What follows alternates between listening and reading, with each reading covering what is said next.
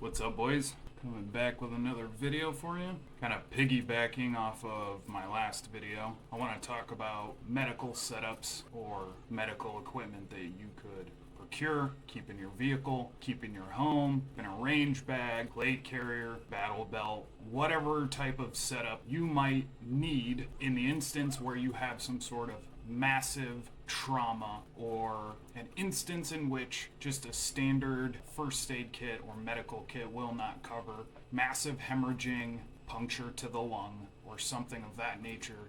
I do want to first say I'm not in the military, I'm not a police officer, EMS, fire. I do not have any sort of high-level medical training. However, most of the information that I've learned over the course of 7+ years has been primarily from YouTube and in-person demonstrations from people that do have the skills. So much like the adage of, I'd rather have it and not need it than need it and not have it, there are some things that just having them is a good thing, but it might not necessarily, again, be a charm that wards off, a femoral artery cut and you bleeding out. There is a real case to be made, and some studies even suggest that under stress, performing things like just basic CPR becomes extremely difficult with an elevated blood pressure. You get the corticosteroids and adrenaline, norepinephrine dump. Once your CNS is activated,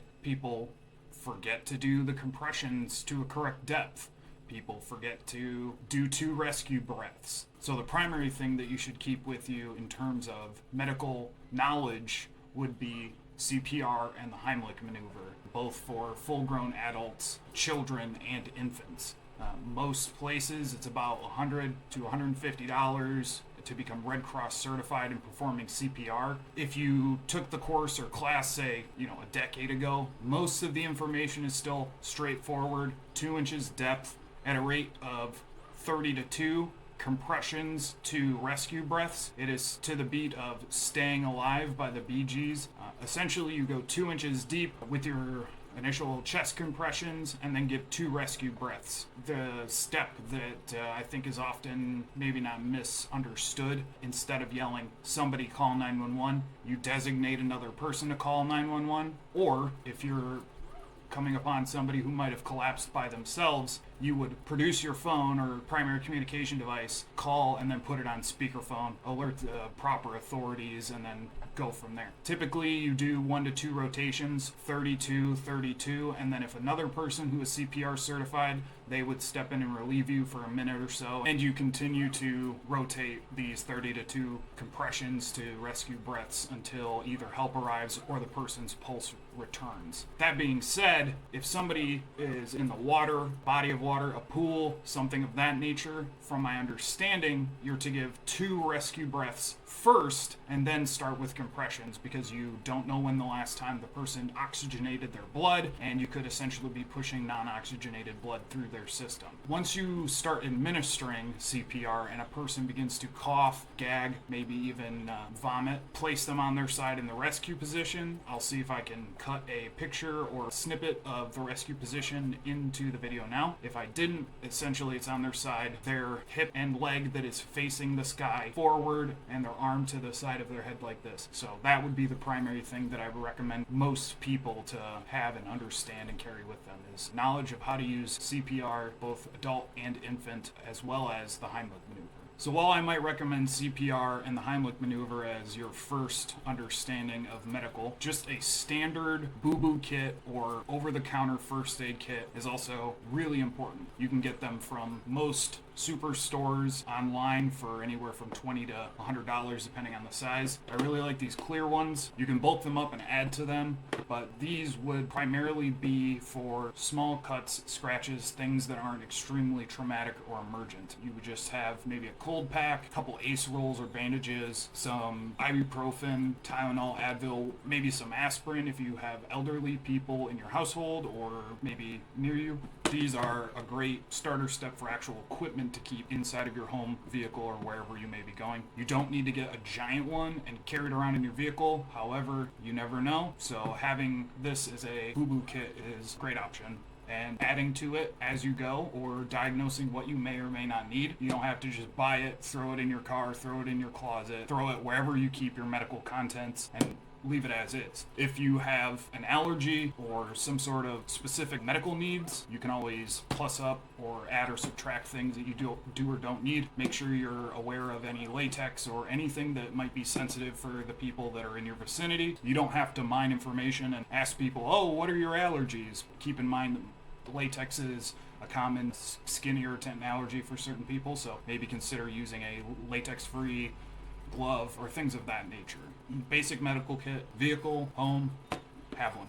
If you're on a budget or uninterested in carrying a large medical kit in your vehicle, you can also get small packages of individual pack wound closures, bandages, very, very reasonable prices, and slip them in your glove box or somewhere in your back seat if you want to go that route as well. These are also a great way to add function to some of the smaller trauma kits, and if you're focused or if you're in a line of work where trauma could be a thing, but you still cut your finger or somehow have also small cuts and scrapes, it's a great way to additively, but without the bulk, plus up your capabilities. I think for a lot of people, the primary thing that they're going to focus on, I know a lot of YouTubers or influencers might focus on immediate trauma, as in tourniquets, wound stopping, or wound closure kits. But if you have the ability to make holes, you should also be able to plug them. Again, as I said in my EDC video, if you need one tourniquet, you probably need two, or you might need two. I always try to keep that in mind when I'm building out my systems. For my vehicle, I usually will have an enclosed package, something like this.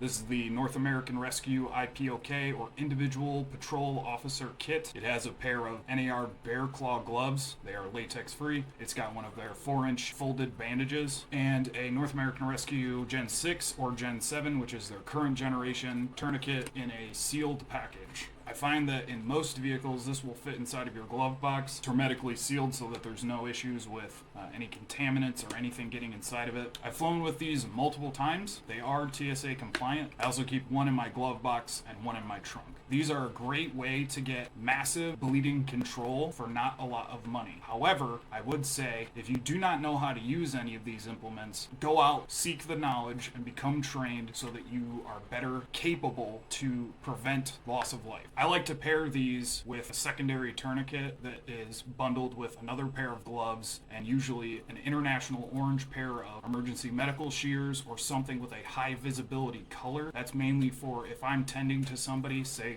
there was a car accident, I'm applying direct pressure, I can tell or instruct someone to go to my glove box and retrieve the packet that says IPOK on it, and then anything on top of it and bring it to me. If not, then I can go to my trunk. If there's a multiple casualty event, I can go to my trunk, get a secondary kit, and provide aid or rescue to people.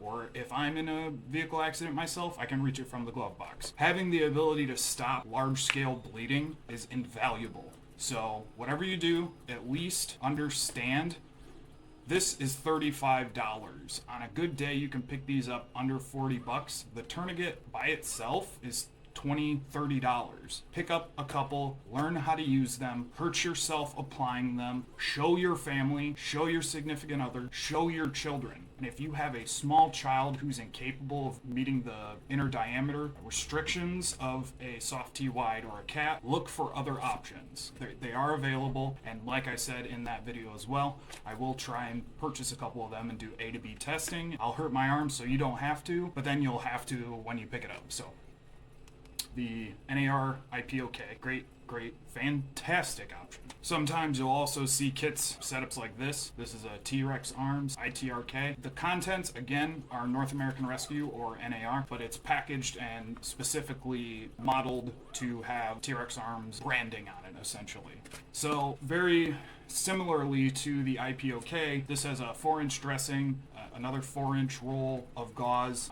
It also has a pair of the bear claw gloves, an S-roll bandage, a small 2-inch strip of duct tape or 100-mile-an-hour tape, and a burn tech dressing. So this has a little bit more expanded capabilities than the other one. It doesn't include their N.A.R. Cat Gen 7 tourniquet, but it does have the burn tech bandage. So if you paired a standalone tourniquet or a couple standalone tourniquets in one of these are pretty small. They would fit in the pocket of most backpacks. They fit in the pocket of range bags, into a plate carrier, in a bleeder or blowout medical pouch. These are a lot more expensive. I believe at the time that I purchased this in 2018 or 19, I want to say it was $75. If you get them directly from North American Rescue, I think they're a little bit cheaper. I like T.REX arms. I support Lucas and the entire Botkin family and everyone over there at T.REX arms. They're great.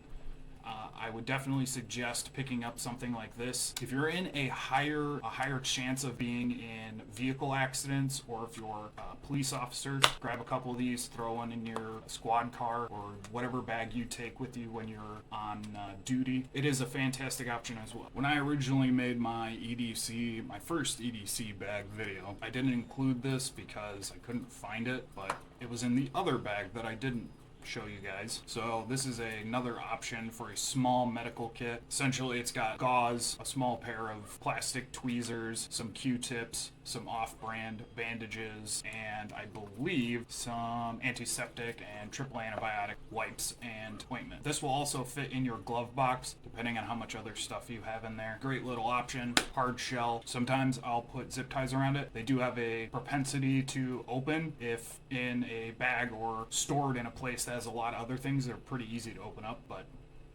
another great little boo-boo kit medical option. Now we're going to step up to make your own style of kits. Here we have an Amazon special Molly top zippered pouch with a rigid visor mounting clip. I wouldn't necessarily suggest running or setting this system up to attached to your visor on your vehicle. I was mainly testing this with a different system and moved it out of my vehicle. I haven't put it back in there. That's neither here nor there. You can use very similar contents to the ITRK, IPOK. That's essentially what I've done here. You can pick up the bag for $15 and fill it with your own components. Got some old TK4 Milsurp tourniquets, which I used to previously believe were reliable, but they're not. They're mainly an extra. I've got some Advil in here, two Israeli, a 4 and a 6-inch Israeli bandage, and some Celox gauze, as well as Steri strips, so wound closures. So this is still more of an intermediate bleed control setup. I don't necessarily recommend a setup like this anymore. Yes, it is handy to have it directly on your visor. It can impede your view while you're driving,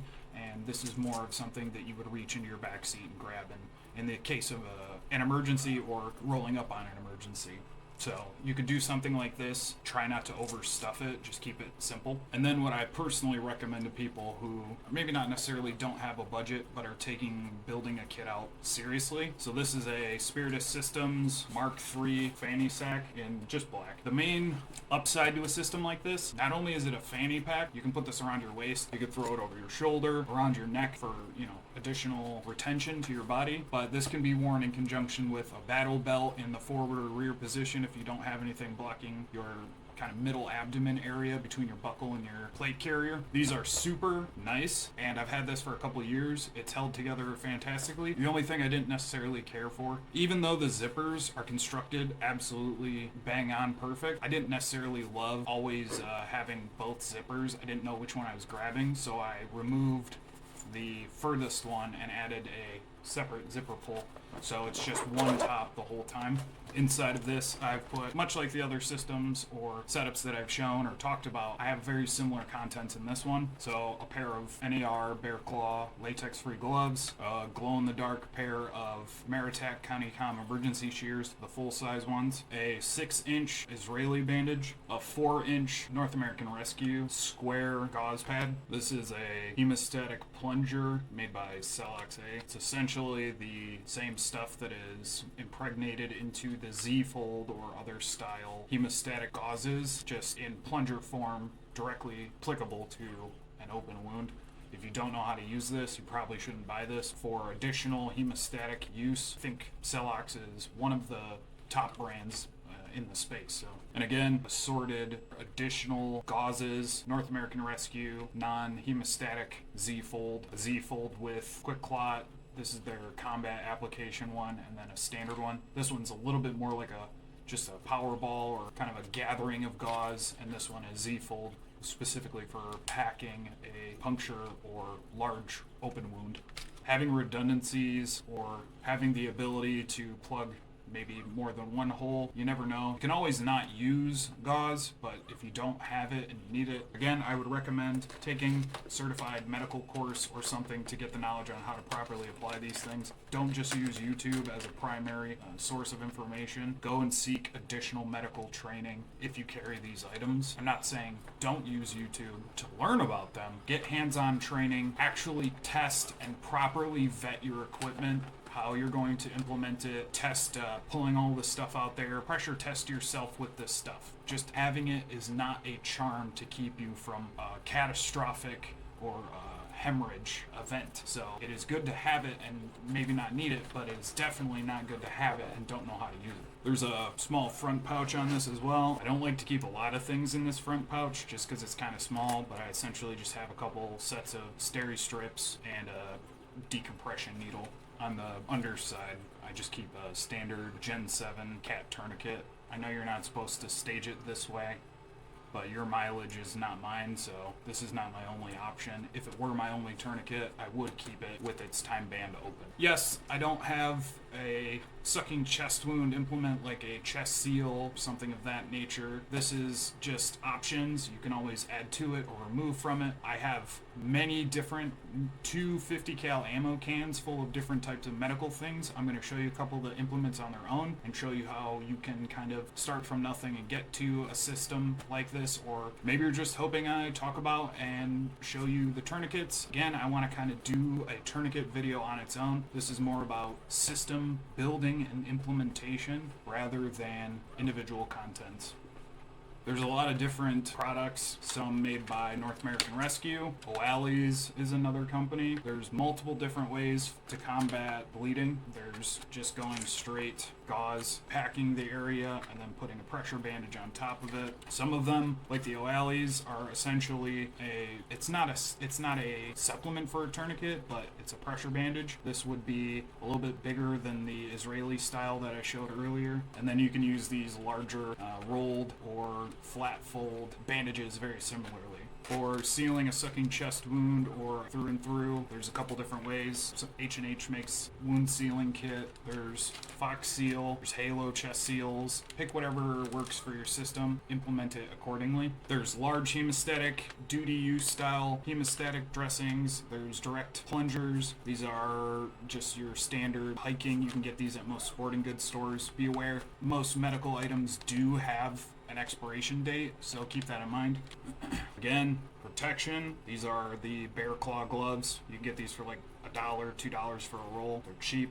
Have a bunch of extras or just buy a large pack of them. And then you've got your milsurp route. These are the old muslin triangle large bandages. These are essentially just giant bandanas. I don't necessarily recommend these for wounds, but they're fantastic for splinting an arm, or if you have a dislocation or a break. That's primarily, I keep a couple of these, but they're really cheap as well. And then the TK4 tourniquet. These are kind of hot garbage, but again, they're cheap. You can get them at most military surplus stores. They're small, but they're also elastic, so your stopping of the intended blood flow may vary. Now, while I've already somewhat gone over tourniquets in previous videos, I will include them just because this video is primarily about not only carrying, but implementing medical systems in your life or increasing your medical capacity by having these items. Previously, I'd shown these two setups. This is one of my favorite ways to carry a tourniquet on body. It's just the standard SOF-T wide tourniquet with a pair of International Orange Conicom emergency mini shears. I again will slip a little pair of the bear claw gloves directly into this. Instead of with this, I'll just use Ranger bands and a Cat Gen 7 in my vehicle. Same setup, same shears on top of the IPOK in my glove box. but for personal carry, these get very small. I really do appreciate these. However, this is from ITS, or Imminent Threat Solutions. Again, sorry Brian Black that I forgot the name of your company. I kept thinking about ETS.